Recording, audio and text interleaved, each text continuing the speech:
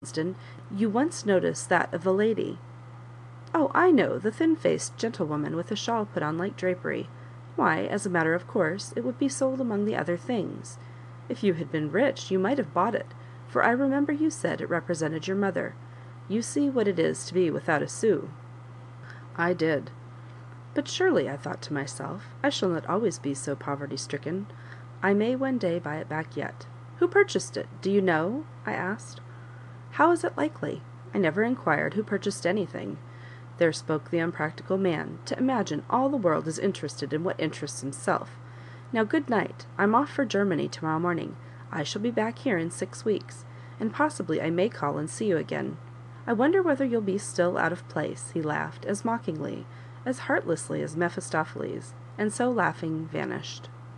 Some people, however indifferent they may become after a considerable space of absence, always contrive to leave a pleasant impression just at parting.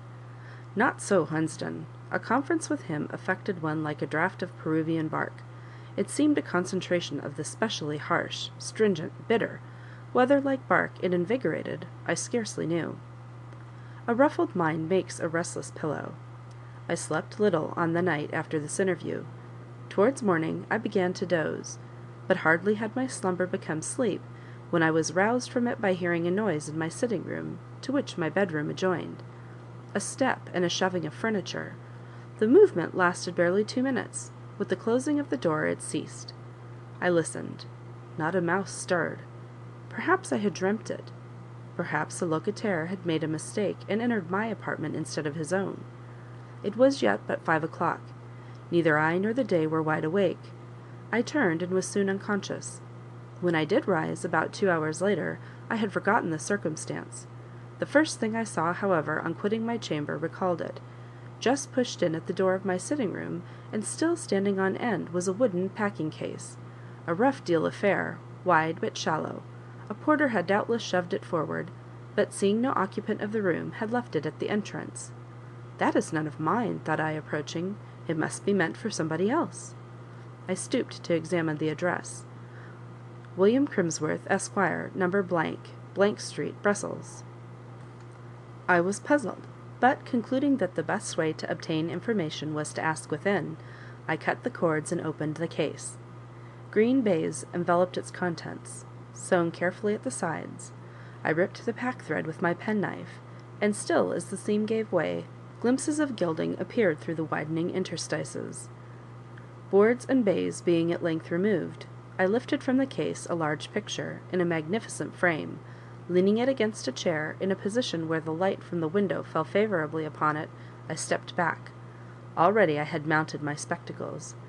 Portrait painter's sky, the most sombre and threatening of welkins, and distant trees of a conventional depth of hue, raised in full relief a pale, pensive-looking female face, shadowed with soft dark hair, almost blending with the equally dark clouds.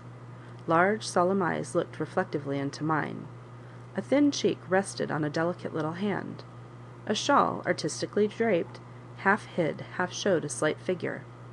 A listener, had there been one, might have heard me, after 10 minutes' silent gazing, utter the word "mother."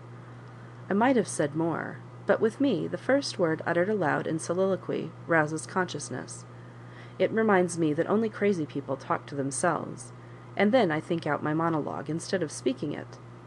I had thought a long while, and a long while had contemplated the intelligence, the sweetness, and alas, the sadness also of those fine grey eyes, the mental power of that forehead, and the rare sensibility of that serious mouth, when my glance, travelling downwards, fell on a narrow billet, stuck in the corner of the picture between the frame and the canvas. Then I first asked, who sent this picture? Who thought of me, saved it out of the wreck of Crimsworth Hall, and now commits it to the care of its natural keeper? I took the note from its niche. Thus it spoke. There is a sort of stupid pleasure in giving a child sweets, a fool his bells, a dog a bone. You are repaid by seeing the child besmear his face with sugar, by witnessing how the fool's ecstasy makes a greater fool of him than ever, by watching the dog's nature come out over his bone. In giving William Crimsworth his mother's picture, I give him sweets, bells, and bone all in one. What grieves me is, that I cannot behold the result. I would have added 5 shillings more to my bid, if the auctioneer could only have promised me that pleasure. Signed, H.Y.H. P.S. You said last night you positively declined adding another item to your account with me. Don't you think I've saved you that trouble? I muffled the picture in its green baize covering, restored it to the case, and having transported the whole concern to my bedroom, put it out of sight under my bed. My pleasure was now poisoned by pungent pain. I determined to look no more till I could look at my ease. If Hunsden had come in at that moment, I should have said to him, "I owe you nothing, Hunsden, not a fraction of a farthing. You have paid yourself in taunts." Too anxious to remain any longer quiescent, I had no sooner breakfasted than I repaired once more to Monsieur Vandenhuten's, scarcely hoping to find him at home, for a week had barely elapsed since my first call. But fancying I might be able to glean information as to the time when his return was expected, a better result awaited me than I had anticipated, for though the family were yet at Ostend, Monsieur Vandenhuten had come over to Brussels on business for the day. He received me with the quiet kindness of a sincere, though not excitable, man. I had not sat 5 minutes alone with him in his bureau before I became aware of a sense of ease in his presence, such as I rarely experienced with strangers. I was surprised at my own composure, for, after all, I had come on business to me exceedingly painful, that of soliciting a favour. I asked on what basis the calm rested. I feared it might be deceptive. Ere long I caught a glimpse of the ground, and at once I felt assured of its solidity. I knew where it was.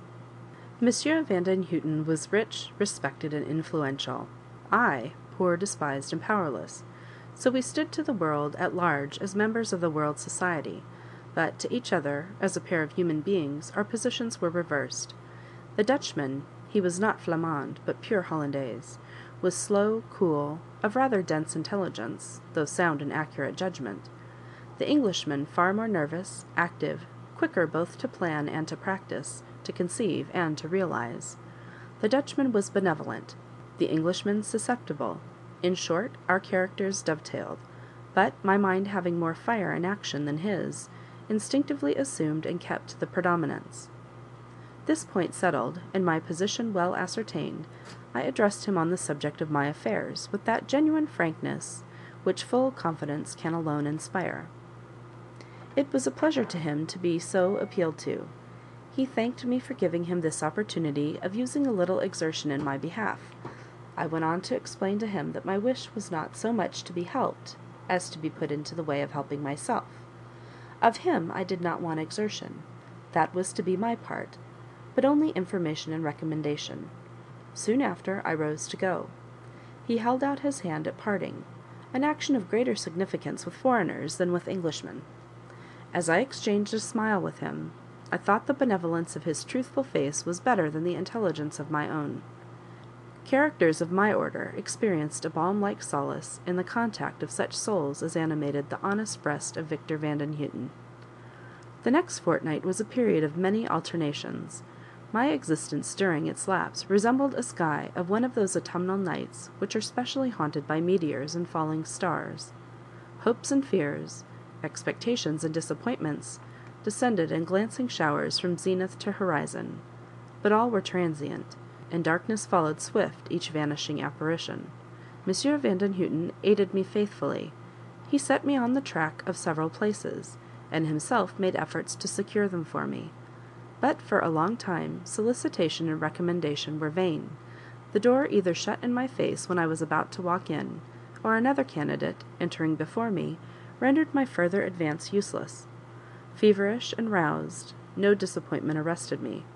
Defeat followed fast on defeat, served as stimulants to will. I forgot fastidiousness, conquered reserve, thrust pride from me. I asked, I persevered, I remonstrated, I dunned. It is so that openings are forced into the guarded circle where fortune sits dealing favours round. My perseverance made me known, my importunity made me remarked. I was inquired about. My former pupils' parents, gathering the reports of their children, heard me spoken of as talented, and they echoed the word. The sound, bandied about at random, came at last to ears which, but for its universality, it might never have reached. And at the very crisis when I had tried my last effort, and knew not what to do, Fortune looked in at me one morning as I sat in